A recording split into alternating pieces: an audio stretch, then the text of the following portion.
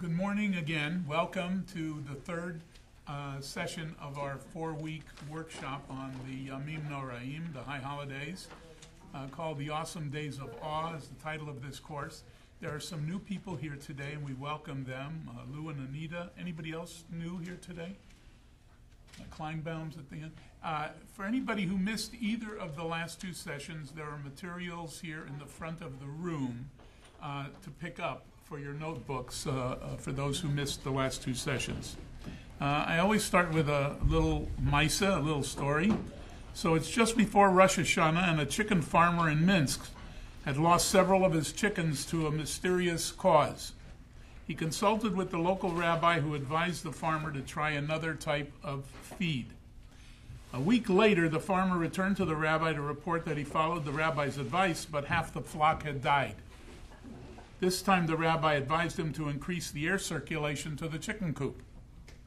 2 weeks later, the farmer returned to report that all his chickens had died. "What a pity," said the rabbi, shaking his head, "since I had many more wonderful suggestions to offer you."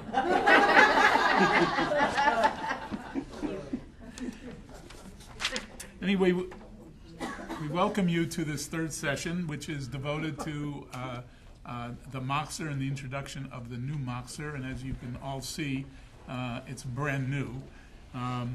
Chazan Jeffrey Weber arrived this summer from Addis Israel Congregation of Washington, D.C. Gifted as a tenor, it was only in the year 2000. It's not so many years ago that he began his formal studies to become a Chazan. He holds a Master's of Sacred Music degree from the Jewish Theological Seminary, as well as earning an undergraduate degree in 1989 from the Juilliard School of Music. Chazan Weber plays the guitar, piano, and the toph, and has participated in numerous music festivals and operas throughout his career. Both he and his wife Andrea performed with the Sarasota Opera long before he decided on a cantorial career. He is innovative and spiritual. It is our good fortune that he decided to come home to Sarasota. Today, Chazan Weber will introduce us to the new Mahzor and instruct us about it this morning. Chazan Weber. Thank you, Martin. Good morning, everybody. As Martin said, I'm Chazan Weber, Cantor Weber, Jeff. I'm easy, and we're going to be talking about the Mahzor, about the new Mahzor that we have, and about some of the general differences between the Siddur, the regular weekly book that we use, and the Mahzor, because there are a lot of similarities, and then there's a lot of stuff that's added in. And I think we're not going to go page by page, but I'm going to, for a little bit, I'm just going to point out a few things, and I'm sure that you all know that there's musically there are things that are different, just like there are different things musically between, let's say, weekday services and Shabbat services. There are certainly different things that are different for the high holidays. There are specific musical motifs and themes that's the only time that you hear it.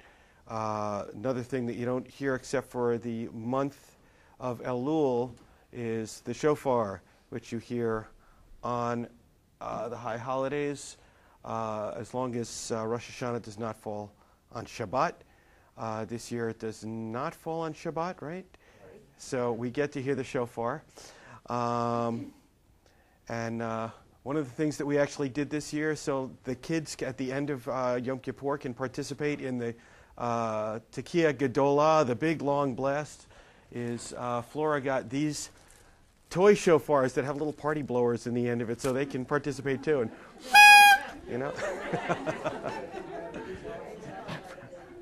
for those who are shofar challenged. Shofar show good, yes.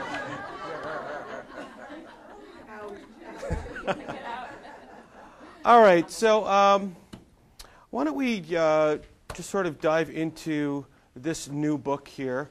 One of the reasons that it was put together was because the rabbis and cantors and other leaders felt that there was a need to modernize and bring together a lot of traditions And what you'll find throughout this book is there are places that there are additional texts that you haven't seen other places because they may come from a Sephardic tradition, or there are some things that are specifically in Chabad, and we didn't have it in our book before.